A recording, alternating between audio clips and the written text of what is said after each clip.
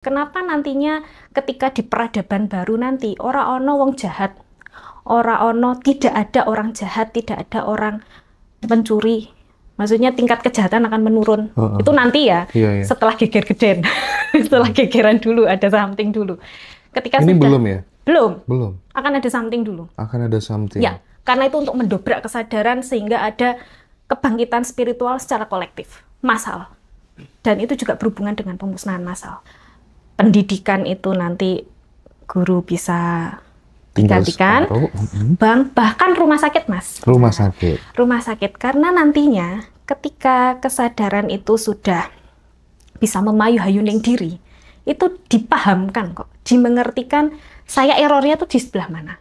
Sampai akhirnya mengarah ke sakit fisik.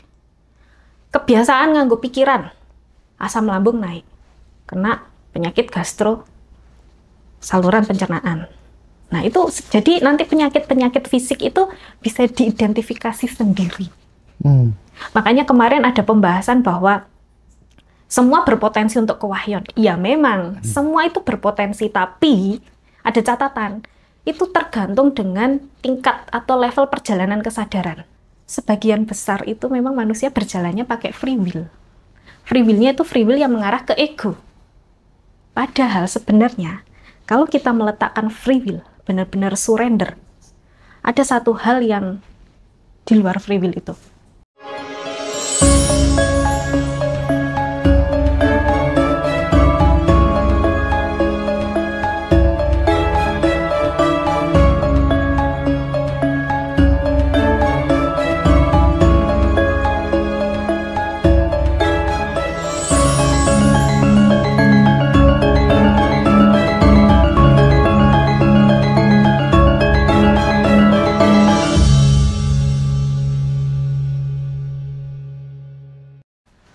Oke, Mbak Ninda, selamat pagi. Terima kasih udah datang kembali di Ngaji Roso ya. Selamat pagi, Mas Hendra. Podo-podo wong Tuban nih. Tetangga sendiri, Iya, Rahayu. tetangga sendiri. Beda kelurahan saja sebenarnya. Iya, beda kelurahan. Oke ya, Mbak Ninda, kita ngobrol-ngobrol lagi seputar spiritual gitu ya. Jadi memang hadirnya Ngaji Roso itu untuk membersamai teman-teman bertumbuh dalam konteks spiritual dan finansial. Jadi dua hal itu menjadi sesuatu yang sangat urgent, menjadi kebutuhan dasarnya teman-teman semua gitu. Gini ya, kapan hari kita kan sempat ya bicara tentang, ada kan beberapa pesan-pesan spiritual di 2025, 2026 tahun depan. Kita tahu transformasi perubahan itu kan nggak bisa dihindari gitu ya. Dengan sekarang milenial ini kan mengubah semuanya gitu. Mengubah semuanya lah ya. Yang berkuasa kayaknya sekarang milenial. Kalau dulu kan generasi X gitu. Sekarang milenial ini yang semuanya serba cepat berubah. Bahkan beberapa tahun ke depan, bank dan lain sebagainya mungkin hanya cabang-cabangnya akan tersisa 50%. Guru-guru juga akan tinggal 50%. Mesin-mesin ATM akan menjelma menjadi besi tua. Ruangan kelas yang dipakai hanya 50%. Itu kayaknya memang nggak bisa dihindari. Bahkan sekarang diprediksi juga dapur itu kemungkinan nanti beberapa tahun yang akan datang juga udah nggak ada gitu kali ya. Orang pada pengennya instan gitu. Mbak, apa kira-kira yang mungkin perlu diperhatikan teman-teman supaya kemudian menghadapi disrupsi 2026 ke atas gitu. Kalau secara spiritual kira-kira apa yang harus disiapkan sahabat-sahabat semua mulai hari ini? Ya, terima kasih Mas Hendra. Jadi ini kita juga flashback dari obrolan kita sebelumnya ya, mengenai ya fenomena yang terjadi saat ini dan juga yang mendatang. Ya, sebenarnya memang ini berhubungan dengan transformasi kesadaran yang memang secara alami sebenarnya sistem dari yang maha besar, maha canggih Yang kecanggihannya meskipun perkembangan zaman, perkembangan jagat saat ini sudah lebih canggih, kecanggihan sistem yang Maha Kuasa ini tidak bisa disaingi ya sebenarnya. Dan secara alami, sistem yang maha besar ini memang mengkondisikan semuanya untuk bertumbuh kesadarannya. Begitu. Jadi memang secara esensi yang perlu disiapkan ya kembali ke jati diri, kembali ke kesadarannya. Itulah kenapa Mbak Nindi kemana-mana tuh seneng banget ya dengan circle-circle ya, tukar kaweruh seperti itu. Itu tuh kayak gimana sih Mbak? Ya. Kayak ada rasa gimana gitu kalau ketemu circle yang seperti itu? Ya, lebih ke saling menguatkan Mas Indra. Karena bagaimanapun kita kan makhluk energi. Kembali lagi kita adalah ruh, kesadaran, urip.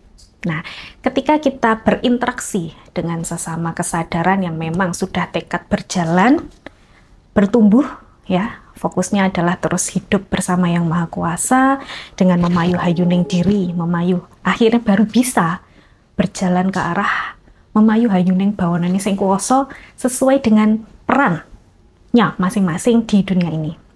Nah, ketika kita bercengkrama, berinteraksi, berkomunikasi dengan yang sama-sama ada semangat itu, ada power itu, ya itu otomatis energinya akan ya saling menguatkan sesuai dengan perannya masing-masing itu, begitu. Jadinya semangat itu akan terus bertumbuh. Jadi kalau kita mengalami satu drop, ya wajar ya dalam perjalanan kita itu drop, kadang up, kadang drop, kadang up. Tapi polanya itu seperti spiral gitu Mas Indra. Jadi seolah kita mengulangi pola yang sama. Perwujudan kenyataan yang kita hadapi bisa berbeda wujudnya. Tapi kita itu sedang di posisi kok kayak stuck ya. Kok kayak nggak ada pertumbuhan. Apa nih maksudnya yang dihadirkan Yang Maha Kuasa lewat kenyataan hidup ini gitu. Nah, dengan kita bersama dengan teman-teman perjalanan atau bahkan yang lebih senior telah berjalan lebih dulu, itu akan ada power tersendiri untuk kita bisa bangkit dan melanjutkan perjalanan untuk bertumbuh. Semacam kayak recharge gitu kira-kira ya. Bisa dibilang seperti itu. Dan aku jadi punya ide deh, kayaknya memang kita perlu ya bikin komunitas ngaji rasa di Tuban gitu kayaknya. Setuju sekali. Jogja, Iya, Tuban. Nah, ini Mas, nyambung dengan yang tadi Mas Hendra sempat tanyakan. Memang untuk era-era saat ini ya, karena memang tadi secara alamiah kita itu diperjalankan untuk semua bertumbuh kesadarannya, sudah ke era 5D ya, kalau bahasa-bahasa umumnya. Itu memang dengan perkembangan teknologi yang nantinya akan semakin banyak dikuasai oleh robot, artificial intelligence. Itu kan kalau kesadaran nggak bangkit, jangan ngomong bertumbuh dulu. Bangun dulu ya. Ibaratnya kayak bayi baru lahir. Itu kan harus melek dulu. Iki loh, sejatining ingsun. Sejatinya diri ini adalah kesadaran. Roh yang ada di raga manusia.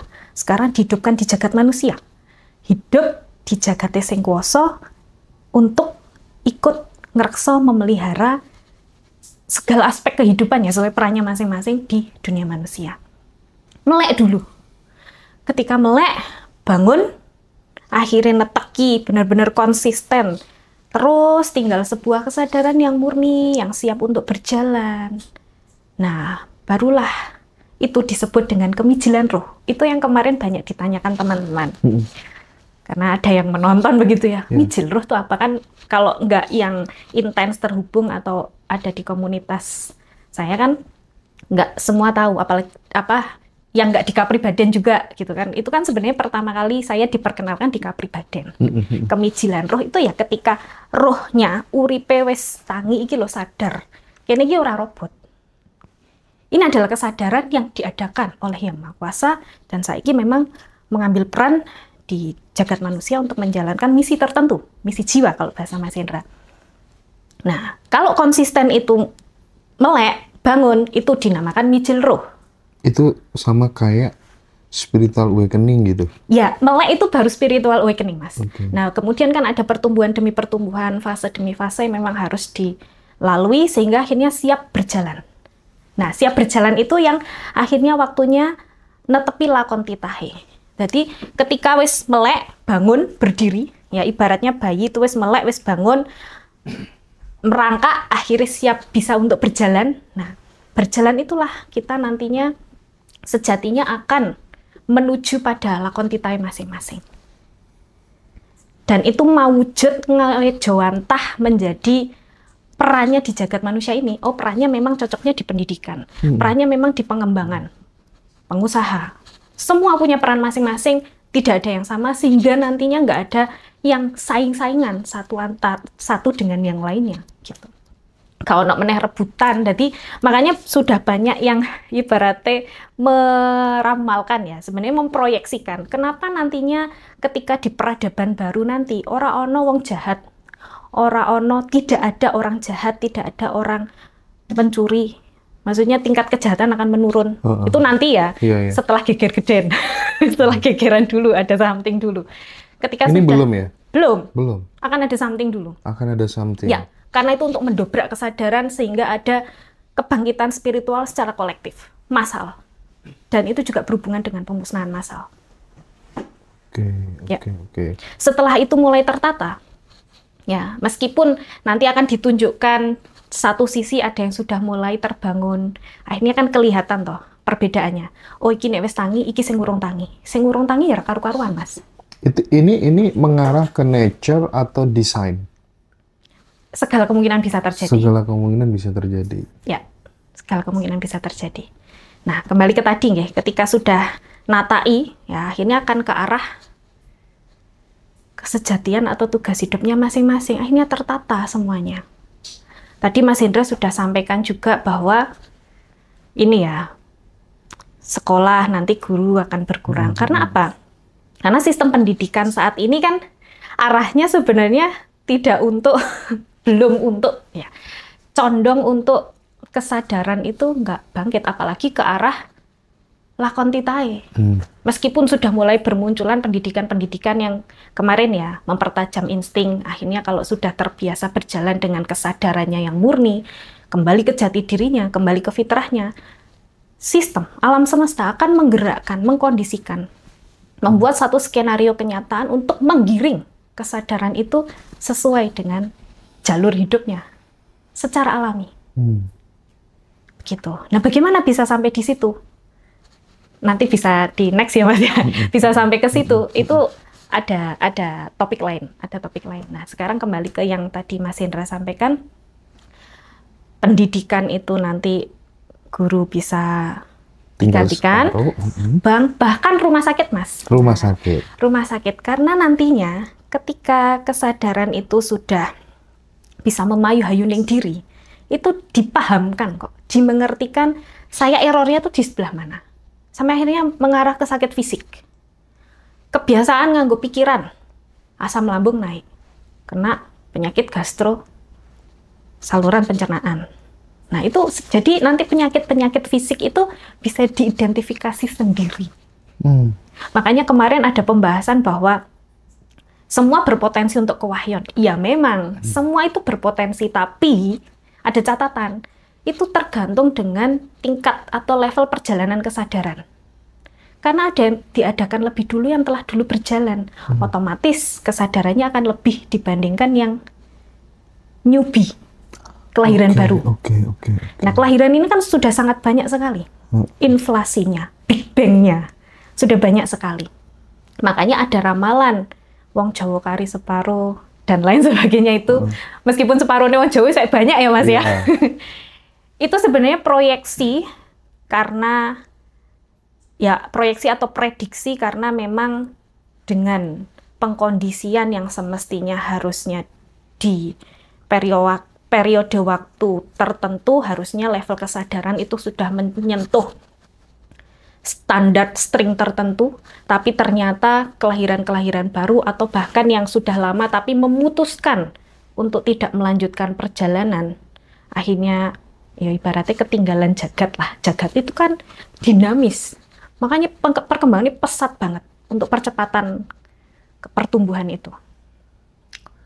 Pasca era AI itu, kalau ada beberapa teman-teman yang meyakini akan ada era kebangkitan spiritual. Ya. Menurut Mbak Ninda gimana?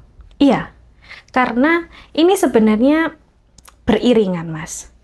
Di satu sisi, kecanggihan teknologi ini adalah buah dari kreativitas, inovasi, dari kesadaran-kesadaran yang memang diizinkan oleh Yang Maha Kuasa untuk mengembangkan sesuatu yang reksa jagat toh akhirnya, oh yang dulu apa-apa harus manual, sekarang serba otomatis, sehingga pekerjaan-pekerjaan yang nantinya yang sebelumnya itu banyak membutuhkan effort untuk manusia itu fokus di situ, akhirnya kan dikurangi. Untuk apa? Sebenarnya pengkondisian ini untuk setiap kesadaran tuh fokus pada Sang Sumber, ada Yang Maha Kuasa.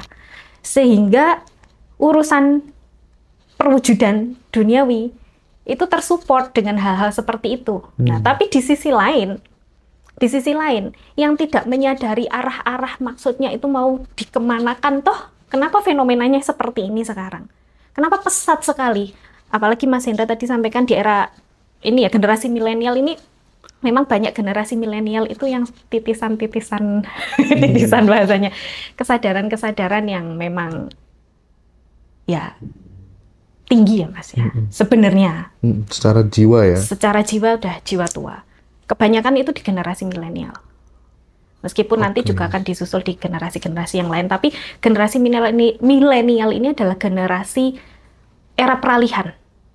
Makanya kan milenial itu melewati dulu zaman TV masih hitam putih, terus berwarna apa, sampai sekarang serba canggih, ada AI, mau membuat narasi tertentu sekarang udah nggak usah banyak mikir, dibantu ChatGPT dan lain sebagainya.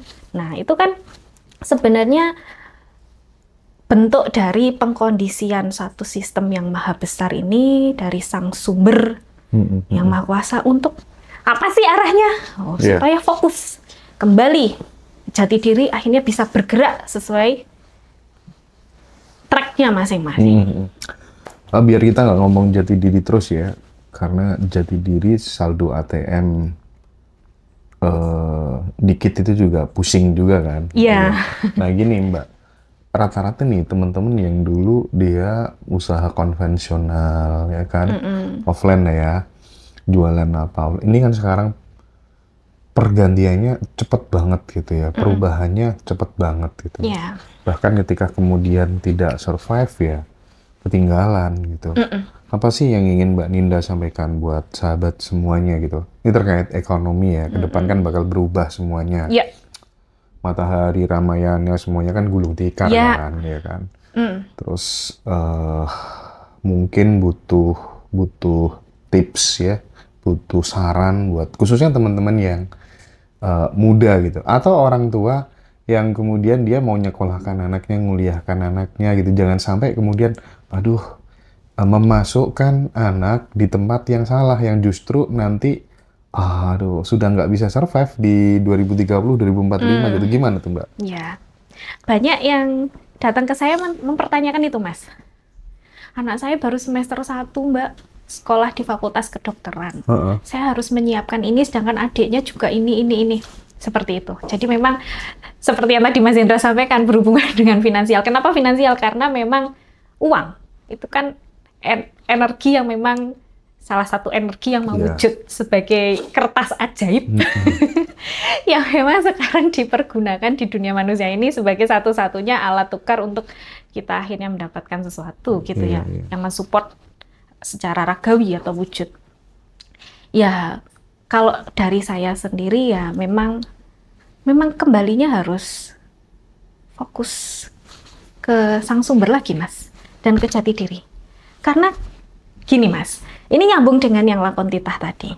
Ketika semua telah selaras berjalan sesuai dengan jalurnya masing-masing, apapun perannya, boh itu bakulan sego goreng, boh itu bakulan bawang merah, bawang putih, apapun, itu nggak akan kurang. Di masa nanti, itu nggak akan ada yang kekurangan. Meskipun bakul cabai, bakul bawang merah, bawang putih, atau apalah, nanti ada perannya masing-masing untuk saling mensupport roda kehidupan di dunia ini. Nggak ada yang kekurangan. Ketoknya kayak mustahil ya Mas. Tapi pesannya ditekadkan saja, semakin terhubung dengan Yang Maha Kuasa, apapun sekarang yang diyakini ya. Dan kembalilah ke jati diri. Nah, ini nanti akan nyambung dengan yang tadi saya maksudkan. Ketika telah bangkit kesadaran, itu ada next level yang harus ditempuh. Seperti tadi, bayi sudah berdiri, sudah siap berjalan, kemanakah saya harus berjalan? Kemanakah saya harus melangkah? Meskipun nanti kita akan diperjalankan salah langkah pun bisa. Tapi track kita itu ada di jalur mana dari selaksa sekian jalur. Karena ketika kita on the track yang sejati, itu pasti hidup full dengan fasilitas dan support-support yang akan terus mendukung perjalanan hidup kita di sini. Oke. Nah, andai kata nih 1 tahun 2 tahun ke depan nih terjadi sesuatu yang sangat dahsyat yang kemudian kaitannya dengan pengurangan manusia ya, pengurangan jumlah manusia besar-besaran misalnya, itu terjadi bisa by design atau nature sesuai dengan kemudian karena alam udah nggak seimbang lagi, kemudian terjadi sesuatu yang tidak diinginkan. Itu semuanya adalah bagian di rencana agung semesta untuk memberikan semacam kayak wake up call secara kolektif bahwa kita semuanya harus pulang ke rumah yang sejati. Frekuensi, gitu. Ya, pulang dulu. Akhirnya nanti akan dimengertikan. Jalur saya di mana? Wis tau nggak? Akan ada yang kekurangan, Mas. Nah, karena gini. Ini nyambung dengan dulu waktu saya masih kecil ya. Kan saya umur 6 atau 7 tahun. Awal SD lah, Mas, mulai diajari semedi itu. Yang awal SD udah semedi? Iya, 6-7 tahun. Itu pokoknya kelas 1 SD, ingat saya.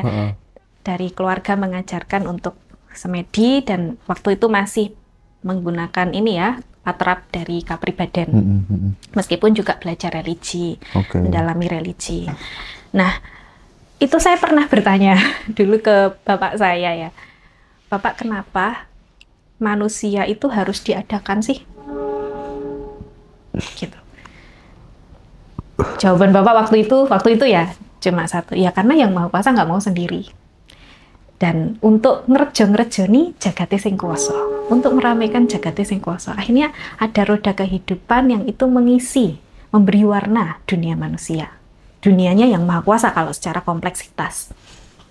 Nah, yang diadakan ini adalah kesadaran, bukan robot. Ini nyambung dengan pertanyaan Pak Dodi kemarin, kenapa toh kok kesadaran tuh nggak langsung murni aja? Jadi tahu apa yang harus dilakukan, nggak akan ada kekurangan, kita jalan mulus-mulus aja. Ya karena yang Maha Kuasa nggak mengadakan robot. Yang Maha Kuasa itu mengadakan kesadaran. Dan setiap kesadaran diberikan free will. Nah, hingga perjalanan saya sampai detik ini, akhirnya saya membedakan. Hidup saya itu dulu penuh dengan free will, Mas. Dan setelah saya observasi di sekitar saya ya, paling nggak di ruang lingkup saya, sebagian besar itu memang manusia berjalannya pakai free will. Free will-nya itu free will yang mengarah ke ego. Padahal sebenarnya, kalau kita meletakkan free will, benar-benar surrender, ada satu hal yang di luar free will itu. Namanya adalah sasmita. Yang kemarin saya sebut petunjuk sejati dari Yang Maha Kuasa. Itu kalau di Jawa namanya sasmita. Makanya kalau dulu titah-titah Jawi, dulu raja-raja Jawa kalau membuat keputusan tertentu itu kan menekung dulu, menepi dulu, hening dulu, minggir sik lah. Untuk apa? Untuk terhubung dan akhirnya bisa menerima sasmito, meninggalkan dulu free will-nya. Akhirnya tinggal sebuah kesadaran yang melihat sasmito. Akhirnya diarani menungso sing tanggep ing sasmito. Sasmitone sing kuwasa. Bahkan untuk melangkah aja, hari ini mau aktivitas apa sih? Bergerak apa sih? Bekerja seperti apa sih? Sasmito dalam keseharian itu akan dimunculkan, dihadirkan. Apalagi untuk hal-hal besar, saya mau usaha apa? Saya nantinya mau sekolah jurusan apa? Itu juga pakai sasmito ternyata. Bukan free will. Nah sekarang kan kamu sekolah dokter ya, kamu masuk polisi ya, kamu masuk tentara ya, itu kan tidak diarahkan sesuai dengan lakon titah yang sebenarnya. Makanya pasti akan ada sesuatu meskipun terlihat di luar secara wujud ketok wes wah oke. Tapi coba dilihat lebih dalam lagi. Apakah secara keseluruhan kompleksitas hidupnya memang udah baik-baik saja beneran? Gitu. Oke. Jadi kembali lagi kita diadakan itu kenapa tidak langsung bangkit dari awal aja spiritual awakening. Karena kita diizinkan untuk bertumbuh. Karena kita itu kesadaran. Mbak Nin, kan dari SD udah belajar meditasi. Ya. Pernah nggak merasakan pengalaman di mana Mbak Ninda itu kayak ketagihan meditasi gitu? Iya. Gak gelem wis. Iya, pernah Mas. Gimana tuh? Dulu awalnya kan nggak suka bapak ini. Bapak kan dulu banyak bapak ya dari orang tua, keluarga itu kan yang banyak mengarahkan dulu bapak. Itu lebih ke apa sih, kok tata caranya banyak banget, udah ibadah 5 kali tengah malam, bisa dikonsemedi, itu maksudnya apa gitu kan, sebagai rutinitas saja sebenarnya kalau bapak tuh. Nah tapi karena saya ada dorongan alami untuk mau mengerti lebih dalam, akhirnya saya dipahamkan bahwa meditasi yang saya dalami lama-lama ya Mas, sampai kesadaran saat ini, itu menguatkan kesadaran saya untuk terus di jalan ini. Maksudnya terus kuat gitu loh. Kemarin kan sempat saya sebut bahwa meditasi yang saya dalami itu ibaratkan menutrisi Pak Kusir untuk dapat bisa mengendalikan kuda-kudanya. Nah, ketika meditasi benar-benar kembali ke home frekuensi, itu kita akan menerima power dan diizinkan mengakses power. Akhirnya kesadaran saya ngadeg terus Mas. Pak Kusir itu saya ngendalike terus. Dengan meditasi itu, Pak Kusir nggak akan dikelabui kuda nih. Sakjane menggok rene, gak, kowe sing kleru, kuda, dirimu yang keliru. Iki lho dalane kene. Kene bakalan maju, kene bakalan tumuju keagungane kene, lek kene ning jalur iki. Manut yo, weh pikiran, weh karep. Jadi kuda-kuda itu kan kemarin ya, segala bentuk ego. Pikiran kita, jadi sumber-sumber kekuatan ego, pikiran kita. Pikiran itu ada memori masa lalu dan lain sebagainya. Terus kemudian rasa, tapi bukan yang sejati ya. Rasa itu bisa nanti jadi khawatir, nek seneng terlalu euforia, nek sedih terlalu meratapi, sedih stres sampai depresi, akhirnya mental kena mental. Terus kemudian ada logika, cipta, gambaran-gambaran sehingga prasangka macam-macam. Terus kemudian satu lagi, pikiran, rasa, cipta, kehendak. Free will. Kehendak kita saking banyaknya, pengen ini, pengen itu, banyak sekali seperti Nobita, itu perjalanan saya. Doraemon. Nah, itulah yang ternyata menghambat untuk kita bisa melihat sasmitaning sing kuwasa. Iya sih, bener ya. Aku sempat berada di fase itu. Iya, tapi nggak apa-apa. Karena semua memang harus melalui itu. Iya. Makanya itulah yang Maha Kuasa tidak mengadakan robot yang langsung manut semua serempak, kan nggak gitu. Yang Maha Kuasa mengadakan kesadaran untuk bertumbuh, untuk terus ngerejani jagat, untuk terus ngerekso memelihara terus bawonone sing kuwasa ini. Jadi kesadaran bukan robot, makanya diciptakan robot-robot oleh manusia. Nah, nanti robot-robot itu akan menguji manusia. Dirimu itu satu-satunya nggak bisa dikalahkan robot adalah kesadaran, Mas. Kepinteran, wise, pengetahuan, ya, wise. Yang itu sumbernya adalah wise dan cinta. Dua itu ya, itu terangkum dalam cinta sebenarnya. Power of love, itu yang nggak bisa dimiliki robot. Dan ketika kesadaran bangun, disitulah yang nggak akan tergerus oleh zaman yang serba robot ini. Karena akan menunjukkan siapa yang kesadaran, siapa yang mau jalan sebagai robot, dan akan kalah dengan robot-robot yang diciptakan oleh manusia. Makanya pentingnya circle ya, saya jadi punya gagasan itu ya. Oke lah, nanti kita akan bikin banyak circle komunitas teman-teman ngaji Roso di setiap kota barangkali. Di circle itu bisa tukar pengalaman tentang spiritual. Ya. Ini kan penting juga ya untuk bertumbuh secara finansial juga. Kamu punya bisnis apa gitu kan? Sharing knowledge, sharing experience gitu. Ya. Nah, kayak nanti kita follow up ya teman-teman di setiap kota, nanti mungkin kita berkabar aja gitu ya. Termasuk pas acara tapping video ya, take video. Teman-teman juga bisa hadir beberapa gitu biar kita bisa ngobrol bareng gitu. Kayaknya seru deh.